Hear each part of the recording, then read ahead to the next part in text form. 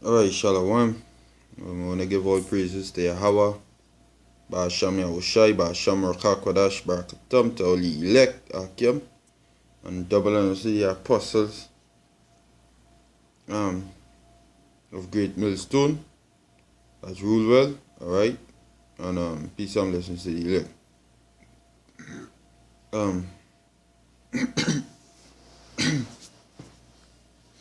This article I found online April 22nd, 2018.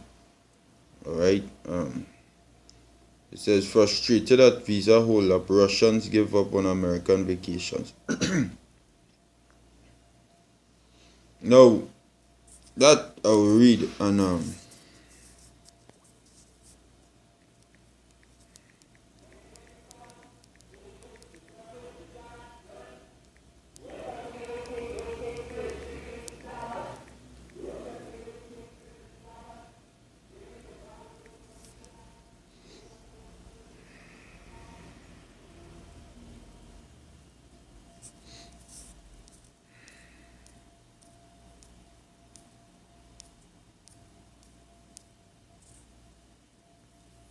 that's no, eh? I don't understand why they're saying the site can't be reached. The internet? I don't know.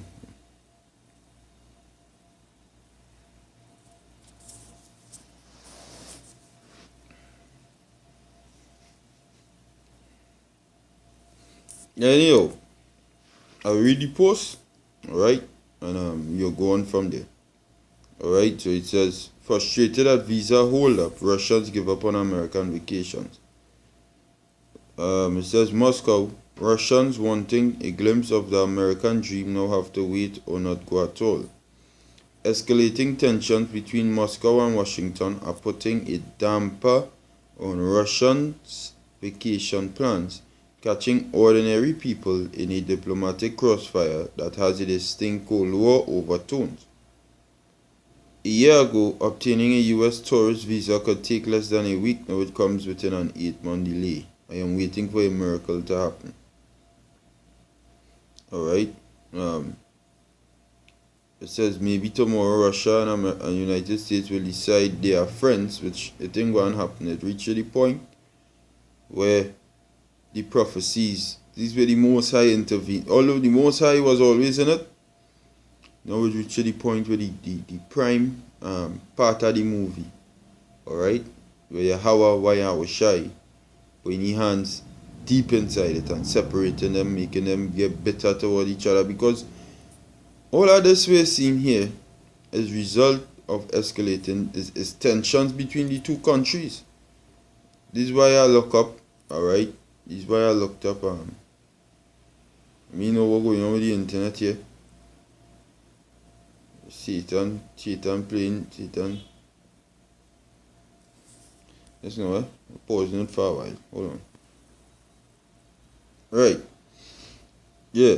So this is why I look up.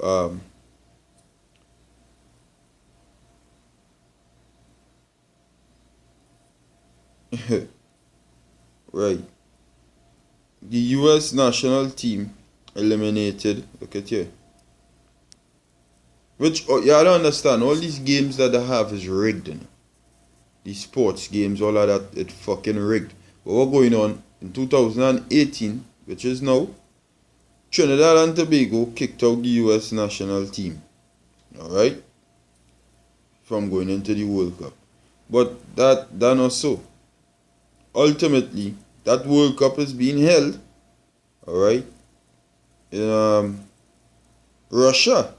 Alright, that is where the World Cup being held. So the Americans and their supporters would have had to be going to Russia, because American supporters would have want to support the team. So you know what? The tensions. So they make it look like it's not Trinidad win them fair and square. I don't know win fair and square. Them games rigged. America say, you see that? To go in that land with we supporters is too risky to carry we people there. So we lost the game and make it look like we lost. They mean lost fair and square. Because the pride of America, alright, the pride of America. Now, do I have proof? That they ain't lost fair and square now, I don't have no proof. But just going off of what the scripture say. He's a proud man. he saw in the biggest footballing game in the world. Alright? Him going and back down. Alright? And say, well, hey, nah. All of them had to be there. That had to be in the Olympics, the World Cup. Any little thing that it have competitive, they had to be there and they had to shine. It's the biggest footballing stage in the world. Or as Americans just call it, soccer. And they ain't there because why? Alright? The tensions between the Americans and the Russians. It thick. Because the Most High is stirring up the pot. It says, what was long unthinkable, this is from US national team eliminated from 2018 FIFA World Cup. October 10, 2017, Charles Boehm. Alright, it says, what was long unthinkable for US national team fans became stunning, devastating reality on Tuesday night. As the United States were eliminated from 2018 World Cup qualifying thanks to the confluence of three results on the final day of CONCACAF hexagonal round. The US men's national team 2-1 loss to Trinidad and Tobago left them at the mercy of results elsewhere. And when both Panama and Honduras won their games versus Costa Rica and Mexico respectively, it saw the two Central American nations leapfrog the US into 3rd and 4th place. Alright? In the hex standings, while the US were left in 5th place, forced to watch Russia 2018 from home. It marks the first time US have failed to qualify for the World Cup since 1986. All them years, over 30 years, America in the World Cup constantly. All of a sudden, they're not there. Yeah. It's the same thing what going on here. Alright? So this is why this Russian citizen saying we waiting on a miracle to happen. Maybe tomorrow Russia and the United States will decide they are friends and all staff will come back to the embassy. And I'll get my visa, said Mohammed Torki, executive chef at Holiday Inn in northern Moscow. Alright? I'll jump down to this part here. Since last month's expulsion of 60 US diplomats and the closure of US consulate in St. Petersburg, part of the latest tit for tat in the standoff between Moscow and the West. The next available visa appointment at the US Embassy in Moscow is in 250 days' time. The diplomats were kicked out after Britain and its allies expelled a total of more than 150 Russians from the embassies for the poisoning of former double agent Sergei Skripal, which Moscow denies. Last week, Russia's Foreign Minister Sergei Lavrov described relations with the West as worse than during the days of the Cold War. And you see that. Look at that man.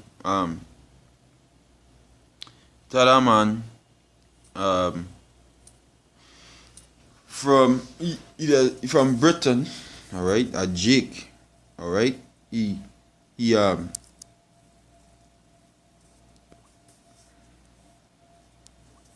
went to watch his team Arsenal Football Club play CSKA Moscow in Russia, alright, and they were interviewing him and asking him on RT News, you ain't scared of going across there with the tensions between the West, between Britain and the and Russia, and between the West and Russia? And he said, no, me ain't scared, thing, he going and he always take it.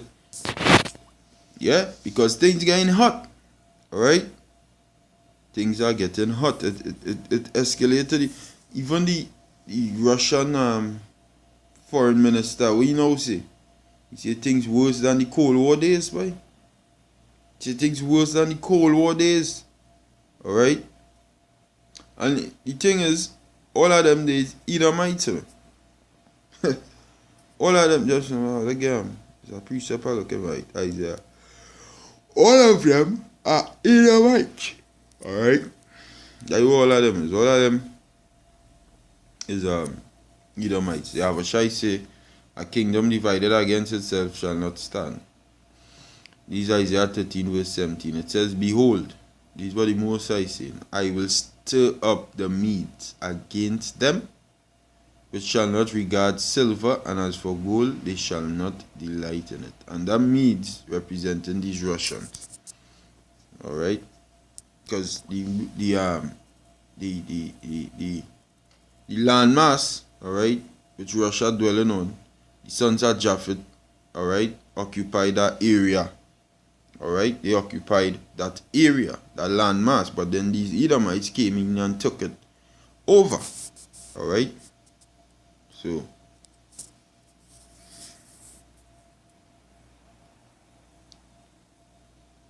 alright, right, so then when you look it up, you go see that Medes or Media or Medes or Madai, the middle land, alright, a people descended from the son of Japhet who inhabited the territory of Media. Alright?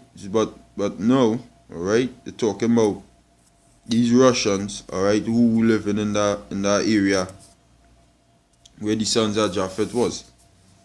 Alright? Predominantly Russia. Okay? That is what he's talking about. So it says, behold, I will stir up the Medes against them. The them are these Americans and their allies. And here what it means, they say, it says, which shall not regard silver, meaning you can't buy them out. And as for gold, they shall not delight in it. You can't buy out these Russians. It says, their bows shall dash the young men to pieces. Now, them bows talking about these ICBM nuclear missiles. Now, this is the only place you will get the scriptures broken down and explained. Alright? in this way, because Nathan doing it.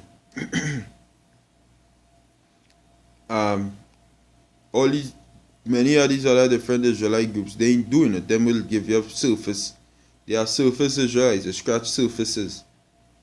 But to go into prophecy and break it down, alright, as to what's going on now, they can't do it. They can't do it. It says, their bow shall dash the young men to pieces. Now, what bow going on? A bow and arrow in it, when you shoot out a bow and arrow, alright, that going on go straight through your flesh. But this thing saying you're going to dash the young men to pieces. Alright?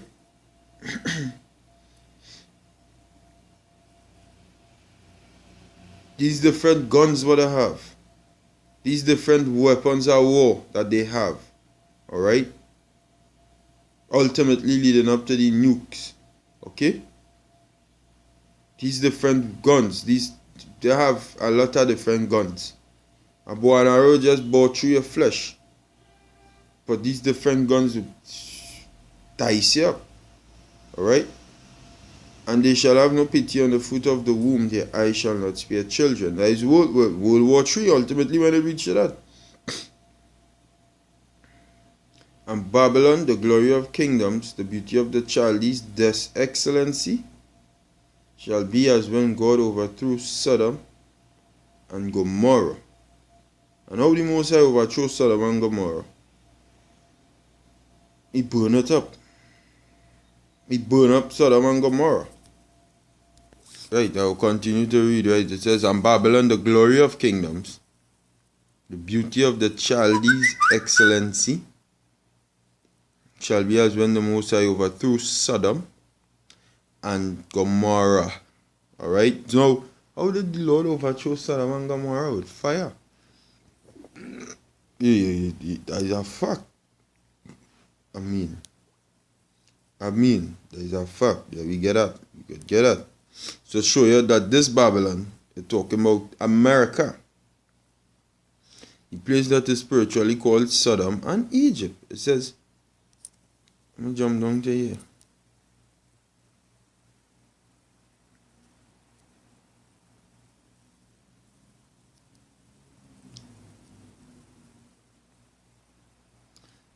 Genesis 19:22, and Yeah, is when I believe the angels was telling Lot to flee Sodom.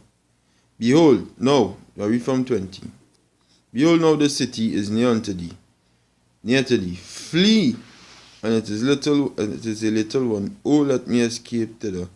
Is it not a little one? And my soul shall live. He said unto him, See, I have accepted thee concerning this thing, also that I will not overthrow the city for the which thou hast spoken. Haste thee, escape thither, for I cannot do anything till thou be come thither. Therefore, the name of the city was called Zoar. The sun was risen upon the earth when Lot entered into Zoar. And Yahweh rained upon Sodom and upon Gomorrah brimstone and fire from Yahweh out of heaven. That is how Babylon going to be. That's when the Most High overthrew Sodom and Gomorrah. Alright? And he overthrew the cities and all the plain and all the ground inhabitants of the cities. Everybody dead. And that which grew upon the ground. But his wife looked back from behind him, and she became a pillar of salt. And Abraham got up early in the morning to the place where he stood before Yahweh. And he looked toward Sodom and Gomorrah and toward all the land of the plain, and beheld, and lo, the smoke of the country went up as the smoke of a furnace. And it came to pass, when the Most High destroyed the cities of the plain, that the Most High remembered Abraham, and sent Lot out of the midst of the overthrow, when he overthrew the cities in the which Lot dwelt. Alright? So we see how the Most High go and overthrew this Babylon. Now, overthrow this Babylon. Now, let me see how the Most High overthrew Babylon with Nebuchadnezzar and them. The invasion. This is the fall of Babylon, right? So conditions are jumping down to invasion. In 539 BCE, Cyrus invaded Babylonia, which was Persian. Alright? But he talk about the Medes. Most I say in Isaiah 13, go and stop the Medes. Cyrus was a Persian. Although the Medes and the Persians were joined, Cyrus was a Persian. Alright? Invaded Babylonia. Historical reconstruction of the fall of Babylon to Persia has been problematic due to the inconsistencies between the various source documents. Both the Babylonian Chronicles and the Cyrus Cylinder describe Babylon being taken without battle, whereas Greek historians Herodotus and Xenophon report that the city was besieged. The book of Daniel implies that Babylon was taken in one night and that Belshazzar was killed. Daniel, which is in the Bible. Alright? Now, I read it through, and I see no overthrow as Sodom and Gomorrah. Because Sodom and Gomorrah, nothing grows there up to this day. And I will get a precept also. Alright? Now, it had very different debates. Babylon was taken with battle. Babylon was taken without battle. Alright? Now, let me see. When you go into absorption, Babylon, alright, like Assyria, became a colony of Achaemenid Persia in 539 BC. The invasion of Babylonia by Cyrus was facilitated by the existence of a disaffected party in the state, as well as by the presence of foreign exiles like the Jews who had been planted in the midst of the country. One of the first acts of Cyrus accordingly was to allow these exiles to return to their homes, carrying with them the images of their gods and their sacred vessels. Which we didn't have gods. It was only Yahweh Ba'ashem Yahushai we serve. The permission to do so was embodied in a proclamation whereby the conqueror, alright, endeavored to justify his claim to the Babylonian throne. It is said that the Jews initially greeted alright,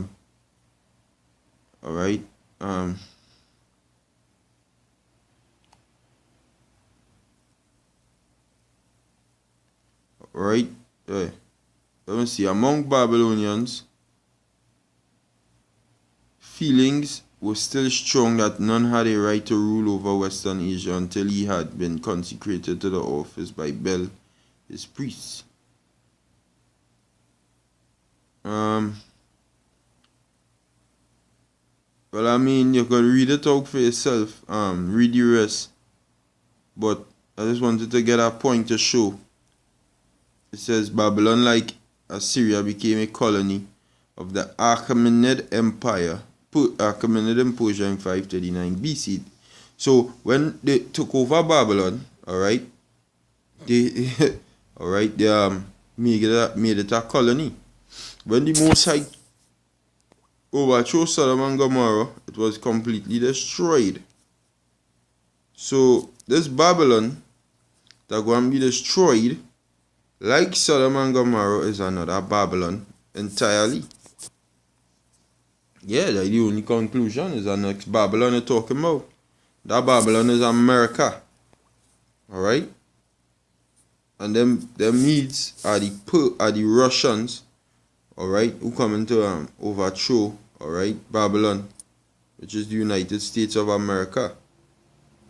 Alright, let me get that. Wisdom of Solomon, chapter 6. I read from verse 8, and it reads, but a sore trial, no, 6, 10. 10, alright. I read from verse 5. It says, moreover, the nations in their wicked conspiracy being confounded, she found out the righteous, and preserved him blameless unto God, and kept him strong against his tender compassions toward his son. That is Abraham. We're talking about wisdom was with Abraham. Alright? Because when you read from 4, when you read from 10, when you read and through it, it's talking about wisdom and who she dwelt with. You're talking about wisdom as a feminine, as a female. Alright? It says, because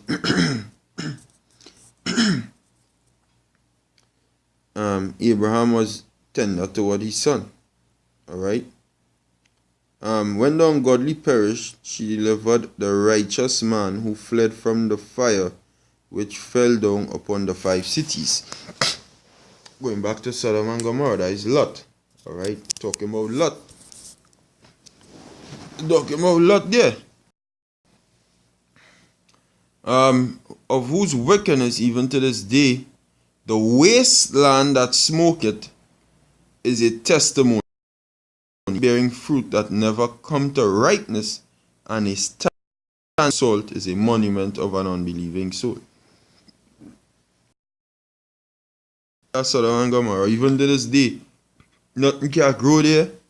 Alright, it's just a wasteland and have a pillar of salt, which that's still standing today, which is Lot's wife.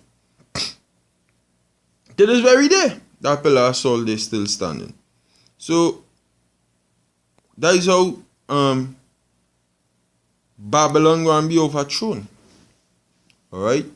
It says, no, not Genesis. Isaiah, back in Isaiah 13, verse 18. And Babylon, the glory of kingdoms, the beauty of the Chaldees' excellency shall be as when God overthrew Sodom and Gomorrah by fire. See? And we now read that Babylon was over, but the Achaemenid Empire, Persia, made Babylon one of their colonies. So it says it shall never be inhabited. Ooh, just like Sodom and Gomorrah, because the Most High say in Genesis 19 that all the people had the ground, everything was burnt, everything. Neither shall it be dwelt in from generation to generation. And who doing all of that? These go and start off with the Russians and the Americans. Them is the main the key players in this thing. Neither shall the Arabian pitch tent there, neither shall the shepherds make their fold there. But wild beasts of the desert shall lie there, and their houses shall be full of doleful creatures. and owls shall dwell there, and satyrs shall dance there, and the wild beasts of the island shall cry in their desolate houses, and dragons in their pleasant palaces. And her time is near to come, and her days shall not be prolonged. Okay? And that is why scripture now say a time near to come. That is why it has all this tension between you Russians and you Americans right now. That is the only reason why it have all this tension between you Russians and you Americans at this present time. That is why this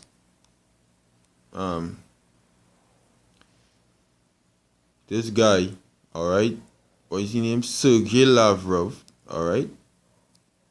Look at right here highlighting it. Sergey Lavrov described relations. Who is that? That is Russia's foreign minister. Russia's foreign minister, Sergey Lavrov, alright, described relations with the West as worse than during the days of the Cold War, because all the time near to come. Okay? The time, all the time up. The time are you Americans and you Edomites on the whole ruling it up. Time's up. This is why America, they pulled out. Them ain't lost by them ain't gone lost to no small side like we down here in Trinidad. Them fuckers pull out. Because them ain't go and send the supporters, nor the team across there in Russia, with tensions so hot and things so hot right now between these two different countries. Yeah? It's wartime. Right? So, they have to protect their own. And that is what America does think. But you see, it's going to come in your land. Alright? Just like how it happened in Babylon. It come in Babylon land. It come in the house. That's why the scripture talk about you go and climb in your windows, all of them set of things. It go and come for you. Only pull out, you pull out. It coming. The missiles coming. Most I go and rain down laser beams from the chariots. Alright, all them things, it coming in your land. That's why Isaiah 47:1. Alright? The virgin daughter of Babylon sit on the dust. Sit on the ground, there is no throne, no daughter of the Chaldeans. It coming for you Americans. Okay? Wartime now. And with that, hopefully you've been edified. I will say Shalom, Yahweh Hashem, Yahweh Shai, Hashem, Rachak, Wadash, Barakatah, elect, and Shalom.